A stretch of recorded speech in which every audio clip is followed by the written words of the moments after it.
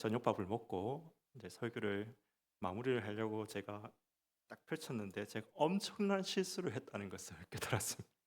헉 하는 걸 깨달았습니다. 뭘 깨달았느냐? 설교 본문을 잘못 준비했다. 무슨 말이냐면 다음 내일 우리 새벽 기도 때 할게 4장 4절에서 12 3절 말씀인데 제가 이 본문을 가지고 묵상을 한 거예요, 이번 주간에. 그래서 이제 남은 시간 동안 새로 급조를 설교를 해야 되냐 제가 이렇게 좀 고민을 하다가 제가 안 그래도 좀 설교의 내공이 부족한데 급조해 가지고 도저히 여러분한테 제대로 된 설교를 할 수 없겠다 생각이 들어서 다 같이 읽고 이 본문을 다 읽고 제가 오늘 우리 본문 말씀도 이제 같이 하면서 우리 다 같이 어차피 다 연결되는 말씀이거든요. 그래서 이 연결된 말씀과 함께 오늘 말씀도 오늘 이 본문 말씀 3장 9절에서 4장 3절 말씀도 함께 좀 전체적으로 좀 이렇게 보는 시간을 좀 가지도록 하겠습니다. 그 요즘 여러분 한 주간 동안 엄청난 일이 있었죠. 예, 여러분 다 아시고 계실 겁니다. 근데 제가 그 이야기는 하지 않겠습니다. 근데 그 일이 있기 전에 사실 우리 사회에서 좀 굉장히 좀 시끄러운 일이 몇 가지가 있었습니다. 뭐 정우성이라는 배우가 애를 낳았는데 아버지로서는 책임지겠지만 결혼을 못 하겠다 뭐 이래 가지고 막 시끄러웠죠. 뭐 그런 것도 있고 여러분들은 별로 관심 없을 건데 뉴진스라는 뭐 그룹이 뭐 이렇게 또 계약 해지했다 이런 거 해가지고 또 시끄러웠습니다. 근데 이것과 함께 또 시끄러운 문제가 하나 있었어요. 아마 여러분 사진을 보시면은 본 적 있다 이렇게 한번 보여주시겠습니까? 그럼 보신 적 있으세요? 예, 이게 어느 대학인지 아세요? 예, 아시네요, 그죠? 예, 우리 아시는 분들은 평소에 시사에 관심이 좀 많으신 분들인 것 같아요.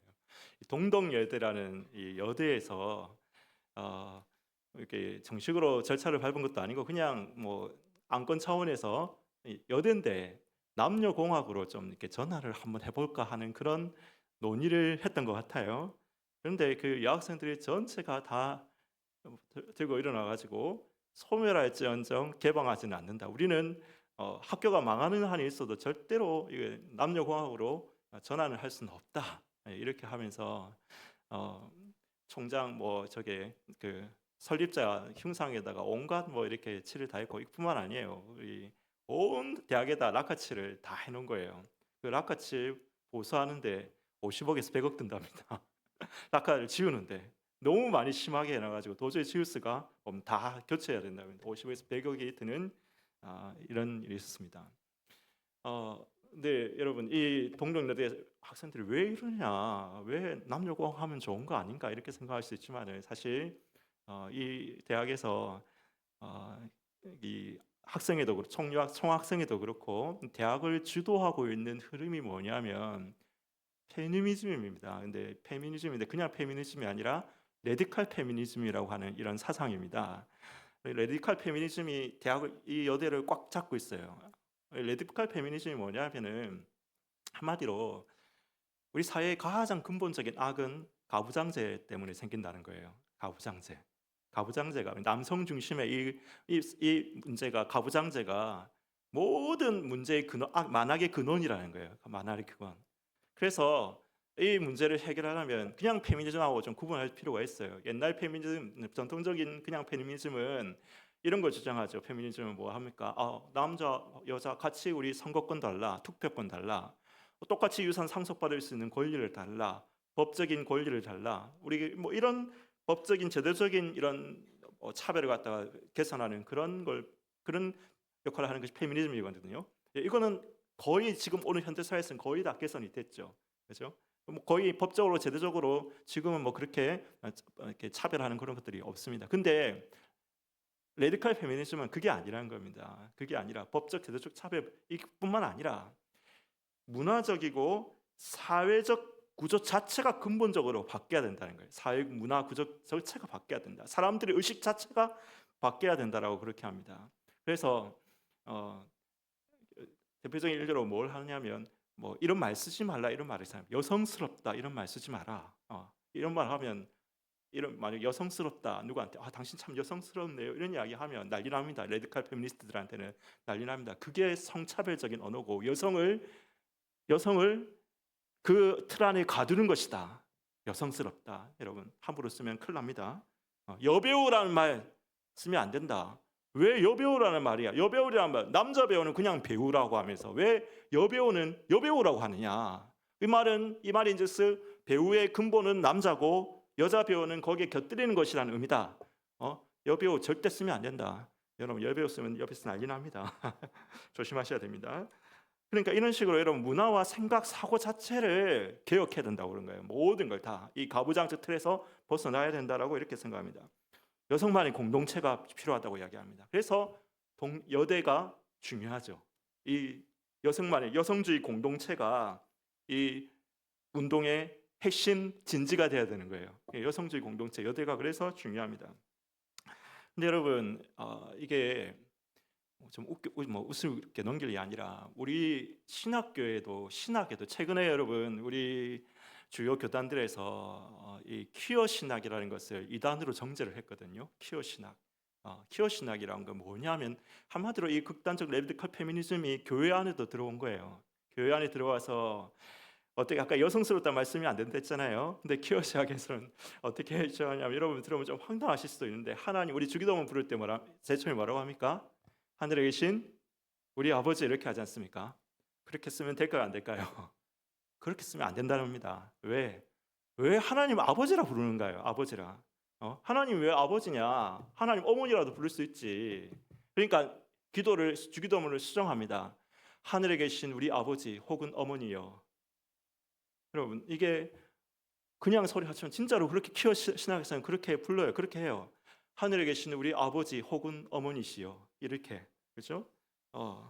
아버지라는 말은 가부장적이라는 거예요. 그래서 우리 기독교 안에서도 이렇게 근본적으로 혁명을 일으킬 필요가 있다라고 이렇게 이야기를 합니다.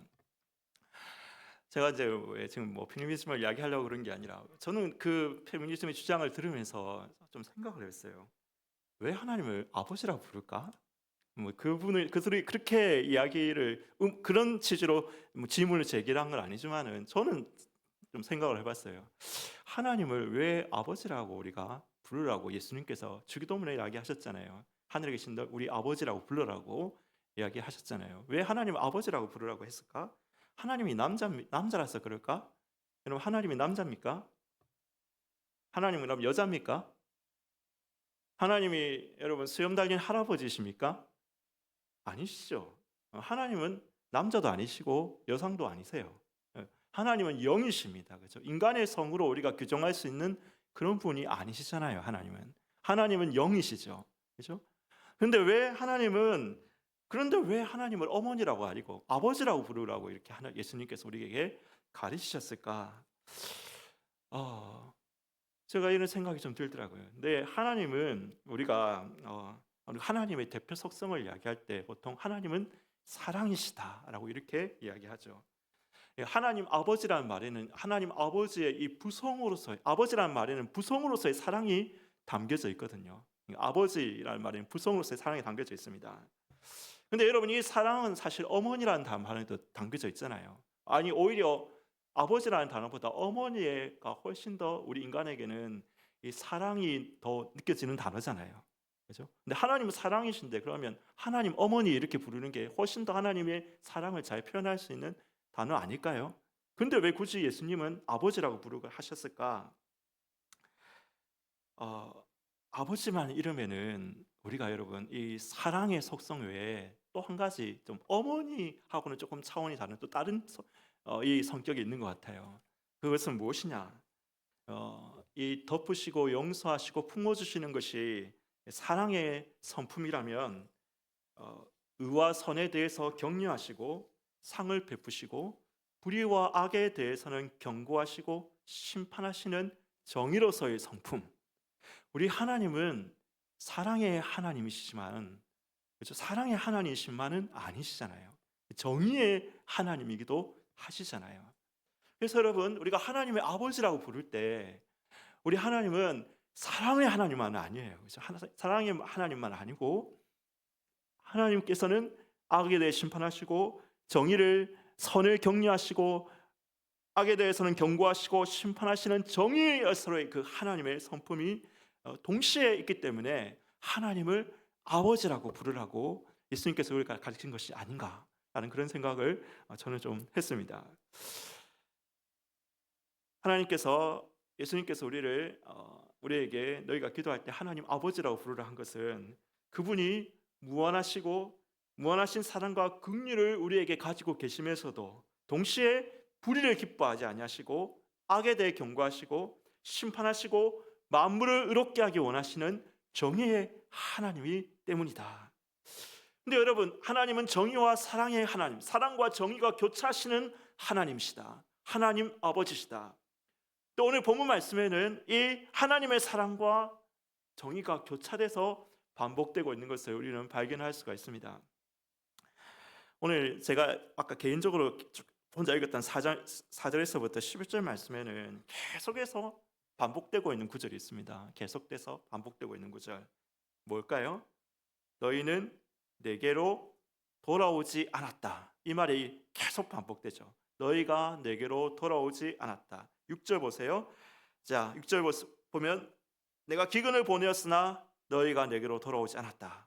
7절 가뭄을 보냈어요. 가뭄을 보냈지만은 너희가 내게로 돌아오지 않았다. 7절 8절 말씀입니다. 그 다음에 9절 자연재해 그리고 메뚜기, 팥중이는 메뚜기입니다. 이 메뚜기 이런 재앙들을 보냈으나 너희가 내게로 돌아오지 아니하였다. 10절 전염병을 보냈으나 마지막 부분에 보면 너희가 내게로 돌아오지 아니하였다. 11절 10절엔 전쟁도 나타나고 11절엔 또 성읍의 파괴, 성읍들이 파괴됐잖아요. 이런 재앙이 있었으나 그러나 또 11절 마지막에 보면 너희가 내게로 돌아오지 아니하였다. 계속해서 이 말이 반복되고 하나님께서 강조하고 계시죠. 그렇죠? 여러분, 너희가 내게로 돌아오지 아니하였다. 이 말을 다른 말로 하면 이 모든 재앙들은 하나님께서 이스라엘 백성들을 향해서 너희는 돌아오라고 이렇게 말씀하시는 사랑의 부르심이었다는 거예요. 사랑의 부르심. 그렇죠? 사랑의 부르심이었습니다. 그러나 이스라엘은 이에 응답하지 않았고 사랑의 하나님을 만나지 않았습니다. 그러자 하나님께서는 아이러니하게도 우리가 같이 읽었던 12절 13절 말씀을 보면 이렇게 이야기합니다. 너희는 내 하나님 만나기를 준비하라. 12절 말씀 보면 내가 이것을 너에게 행하니 이스라엘아 내 하나님 만나기를 준비하라 라고 이렇게 말합니다. 내 하나님 만나기를 준비하라. 여러분, 이 말은 무슨 말일까요? 이 좋은 뜻이 아니에요. 내 하나님 만나기를 준비하라 이 말이 좋은 뜻이 아닙니다. 너희가 그렇게 내가 돌아오기를 구하였는데도 그래서 내가 재앙을 보내고 이런 것들을 보내서 너희가 돌아오기를 원했는데 너희는 돌아오지 않았다. 그래서 이제 너희는 내 만나기를 준비해라. 이 말은 좋은 뜻이 아닙니다. 무슨 말일까요? 이제는 내가 너희 가운데 심판하겠다는 거예요. 심판의 하나님을 만날 준비를 해라는 거예요. 심판의 하나님을 만날 준비를 해라. 12절에서 하나님은 어떤 하나님입니까? 죄를 징벌하시는 하나님입니다. 그 하나님 만날 준비를 해라는 거예요. 내가 사랑으로 그렇게 너희 가운데 호소하고 그렇게 너희에게 돌아오라고 이렇게 돌이키라고 이야기했는데 너희가 돌이키지 않았으니까 이제는 죄를 징벌하시는 그 정의의 하나님, 위엄과 어미의 하나님을 만날 준비를 해라 라고 그렇게 말씀하고 있는 것입니다. 여러분, 성경에 일관된 메시지가 하나 있습니다.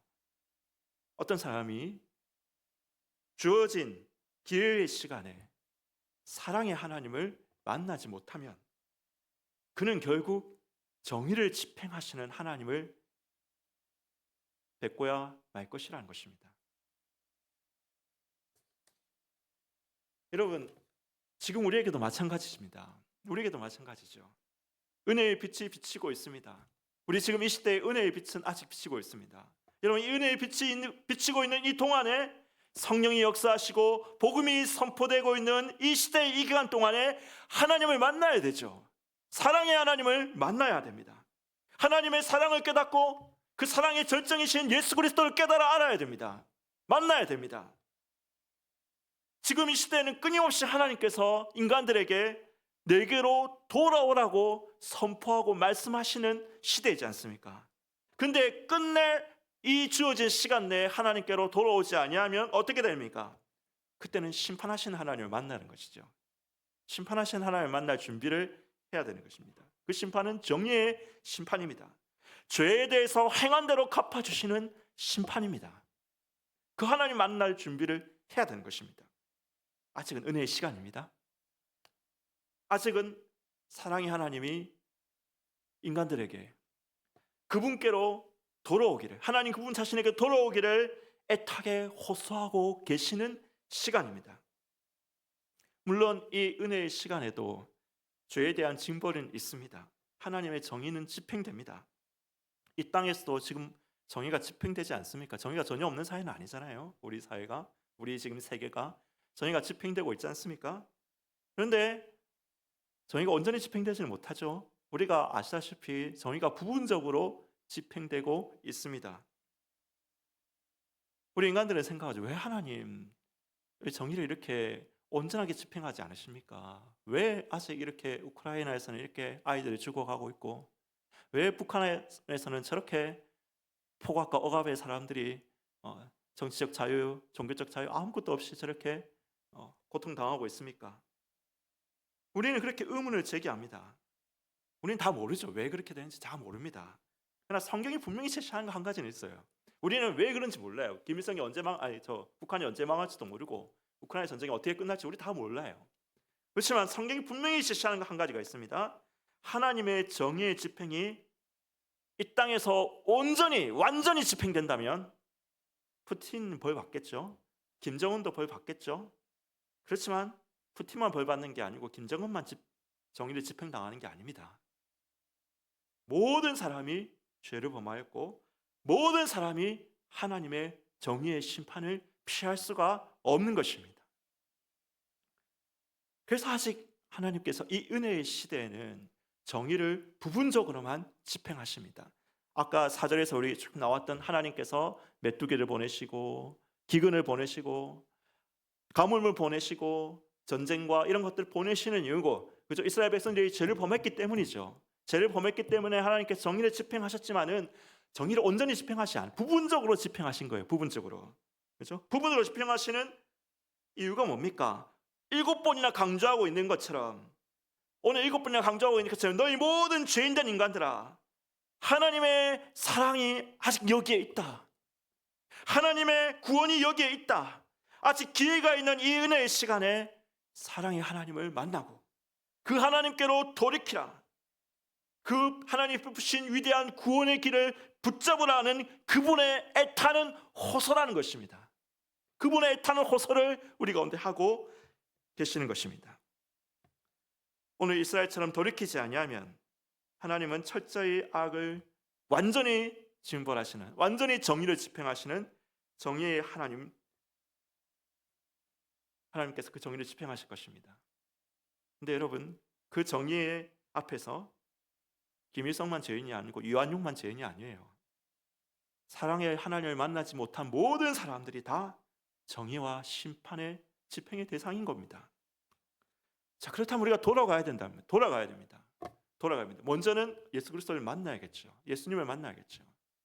그러면 우리 예수님을 이미 만난 여러분들은, 그렇죠? 어떻게 돌이키라? 아모스가 뭐라고 돌이키기를 원하고 있는 겁니까? 아모스의 주제는 뭡니까? 도대체 돌이키라고 하는데 하나님, 아모스는 뭘 돌이키라고 지금 이야기하고 있는 걸까요?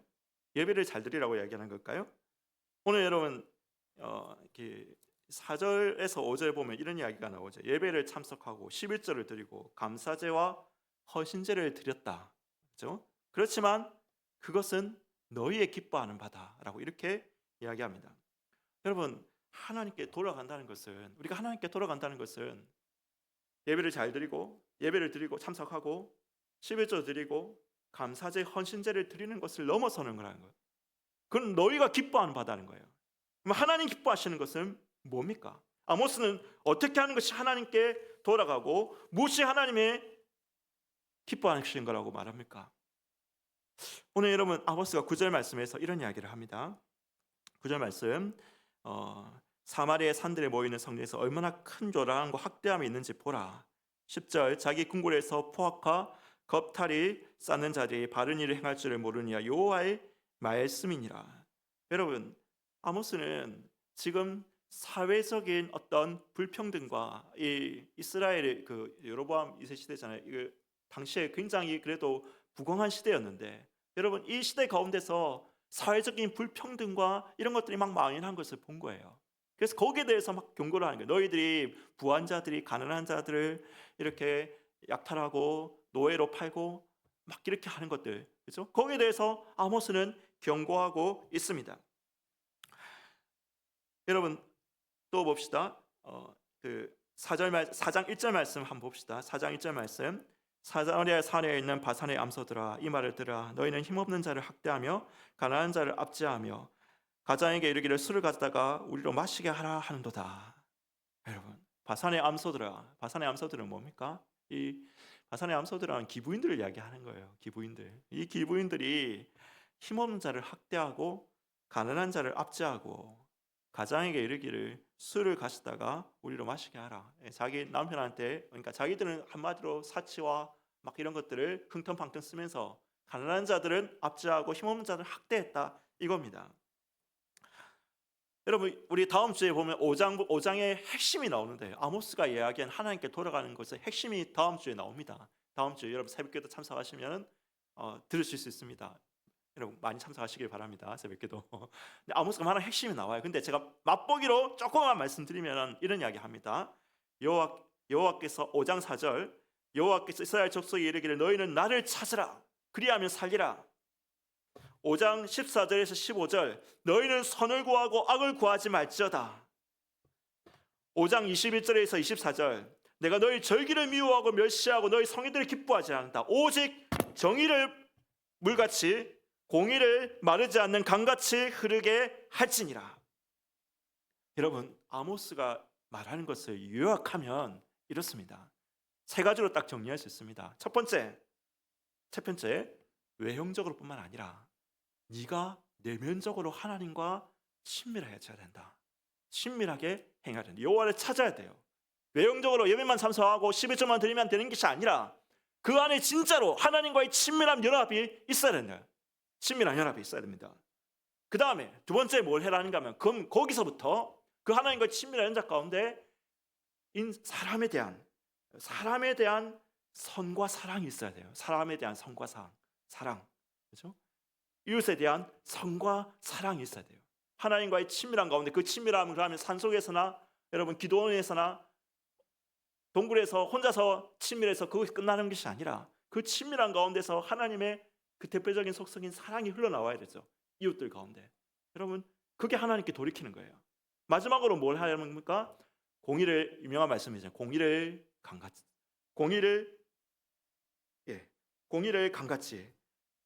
정의를 물같이 공의를 마르지 않는 강같이 흐르게 할 것이라.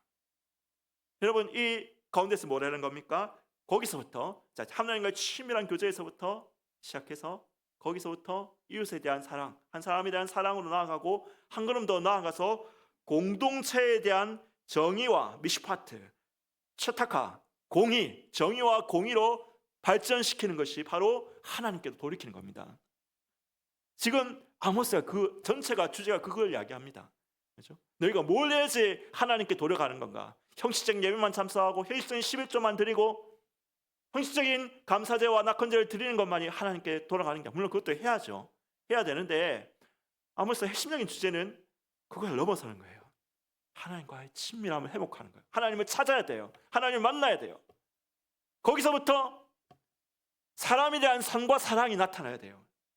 그리고 그것이 한 걸음 더 나아가서 사회 공동체와 우리 이웃 공동체와 국가 공동체 가운데 미슈파트, 정의와 공의, 체다카로 나타나야 된다. 여러분 이것이 아모스가 하나님께 돌이키는 길이라고 말하고 있는 것입니다. 여러분 이 아모스의 말을 참 잘 요약하고 있는 찬양이 하나 있어요. 아모스가 지은 찬양이 아니라 미가가 지은 찬양인데, 미가서에 나오는 말씀으로 지은 찬양인데, 근데 사실 아모스하고 미가가 성격이 비슷해요. 아모스하고 둘 다 아주 사회 약자 출신입니다. 두 사람이 다, 두 선지자가 다 약자 출신입니다. 그래서 전하는 메시지가 비슷합니다. 그래서 미가서의 이 찬양이 참 이 아모스의 핵심 메시지를 잘 요약하고 있다라는 데 여러분 아마 들어보셨죠? 내가 무엇을 가지고 여호와 앞에 나감 이 찬양을 우리 함께 한번 한번 하겠습니다. 우리 마지막으로 이 찬양을 함께 한번